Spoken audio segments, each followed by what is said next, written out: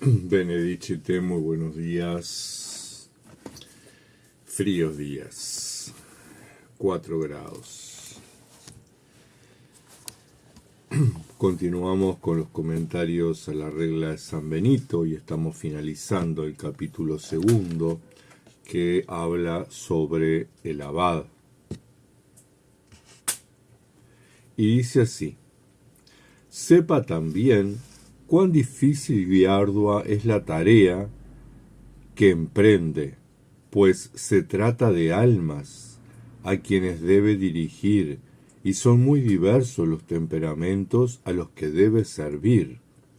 Por eso tendrá que halagar a unos, reprender a otros y a otros convencerles, y conforme al modo de ser de cada uno y según su grado de inteligencia, deberá amoldarse a todos, y lo dispondrá todo de tal manera que, además de no perjudicar al rebaño que se le ha confiado, pueda también alegrarse de su crecimiento. Es muy importante, sobre todo, que, por desatender o no favorecer suficientemente la salvación de las almas, no se vuelque con más intenso afán sobre las realidades transitorias, materiales y caducas, sino que tendrá muy presente siempre en su espíritu que su misión es la de dirigir almas de las que tendrá que rendir cuentas. Y, para que no se le ocurra poner como pretexto su posible escasez de bienes materiales, recuerde lo que está escrito: buscad primero el reino de Dios y su justicia, y todo eso se os dará por añadidura. Y en otra parte, nada le falta a los que le temen. Sepa, una vez más, que ha tomado sobre sí la responsabilidad de dirigir almas y, por lo mismo, debe estar preparado para dar razón de ellas. Y tenga también por cierto que el día del juicio deberá dar cuentas al Señor de todos y cada uno de los hermanos que ha tenido bajo su cuidado. Además, por supuesto, de su propia alma. Y así, al mismo tiempo que teme sin cesar el futuro examen del pastor sobre las ovejas a él confiadas, y se preocupa de la cuenta ajena, se cuidará también de la suya propia. Y, mientras con sus exhortaciones da ocasión a los otros para enmendarse, él mismo va corrigiéndose de sus propios defectos. De esta forma finaliza el primer capítulo sobre el abad. Luego vamos a tener un segundo capítulo hacia el final de la regla, como les comentaba días atrás. Pero claramente Benito plantea, a manera de resumen, ¿verdad?, cómo el abad es responsable de todos los hermanos en el monasterio, cómo es responsable de sus procesos espirituales, cómo es responsable de sus vidas en el Señor. Y también cómo tiene que ser creativo, no a todos por igual. Esa es la diferencia entre igualdad y equidad. El abad tiene que ser una persona equitativa, tiene que darle a cada uno lo que cada uno necesita para llegar a esa medida mínima, básica, que es ser monje, que es iniciarse en la vida monástica. Entonces, bien importante que el abad pueda discernir, pueda tener un buen criterio, pueda ser justo puede ser equitativo, porque tiene una doble tarea. No solo acompañar el proceso espiritual de los hermanos, sino transitar su propio proceso espiritual, ¿verdad? No sea que, bueno, por preocuparse de los demás se despreocupe de sí mismo. Y Benito dice una cosa muy interesante, que uno no logra este trabajo con bienes materiales. Es realmente uno, el abad, el padre espiritual, es obrero del espíritu. Es el espíritu el que va obrando a través del padre espiritual. No se necesitan los bienes materiales.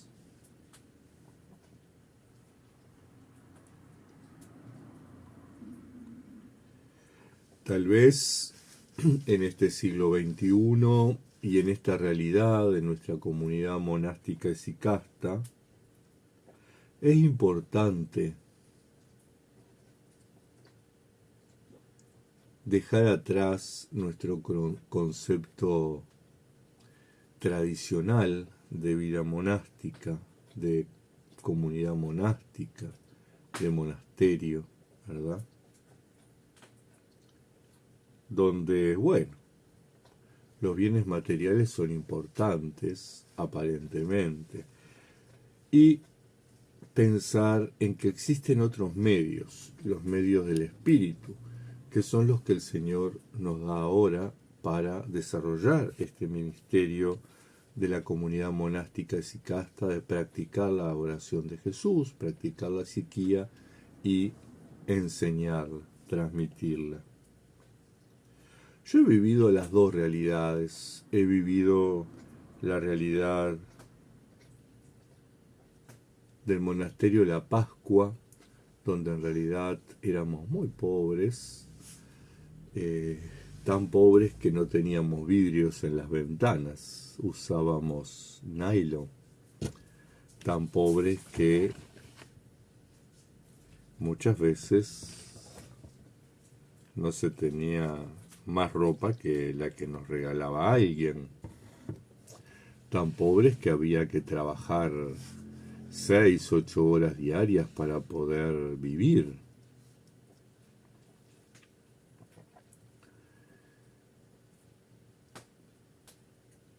Y he vivido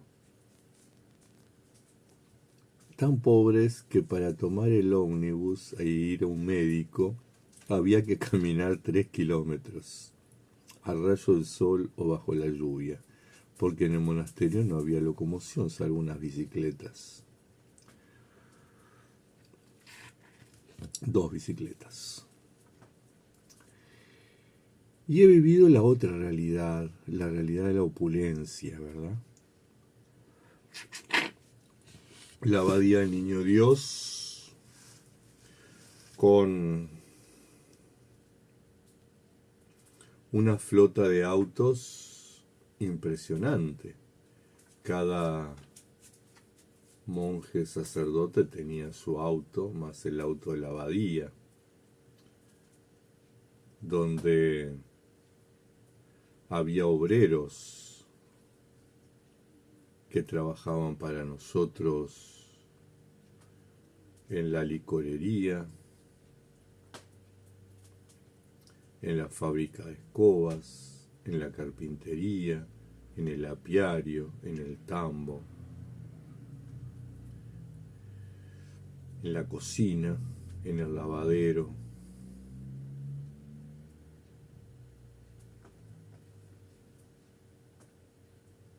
En la panadería, donde no teníamos grandes necesidades. Uno necesitaba ropa, pedía a la ropería y se le compraba ropa nueva. Donde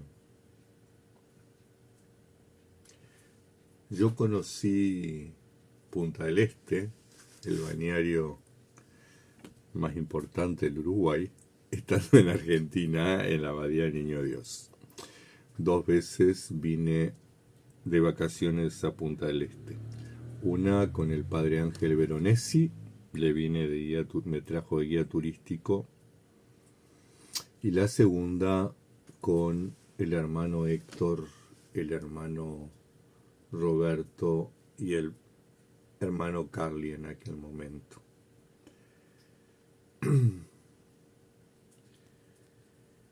Y cualquiera de las dos realidades bien diferentes, ¿verdad? La opulencia y la carencia. Sin embargo, viéndolo ahora a la distancia, ¿verdad? 4 décadas después, uno se da cuenta que las cosas materiales no necesariamente ayudan a los procesos espirituales. Nosotros podríamos tener en la comunidad monástica Sicasta tal vez un terreno, una chacra, un monasterio, ¿verdad? Donde unos podrían vivir la vida eremítica, otros la vida cenobítica y bueno, vivir la diversidad que el espíritu nos regala en ese espacio. Nosotros podríamos tener mucha tecnología para desarrollar nuestro ministerio a través de las redes sociales, ¿verdad? Ahí conocemos una cantidad de grupos, de organizaciones cristianas que cuentan con una tecnología maravillosa, ¿verdad? Sin embargo, para desarrollar el ministerio de la oración y del testimonio se necesita muy poco.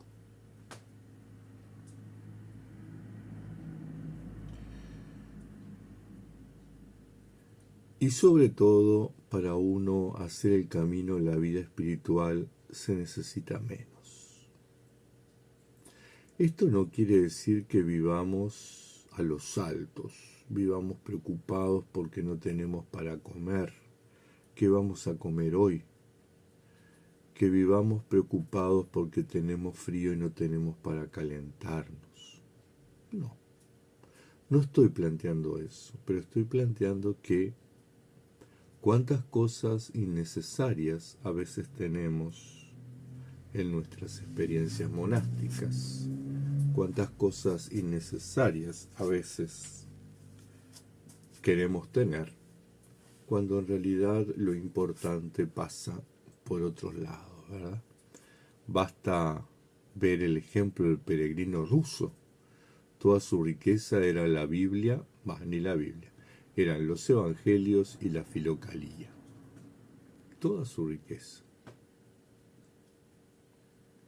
Y vivía de la providencia, lo que la caridad de los hermanos de la sociedad realizaban para con él. No estoy promoviendo que salgamos a mendigar. Estoy diciendo simplemente que vivamos con lo esencial, que seamos una comunidad monástica que vive con lo esencial, que usa lo esencial, que tiene lo esencial, que no acumula, que no tiene riquezas, que no tiene cuentas bancarias, que no tiene flota de vehículos, que no tiene empresas.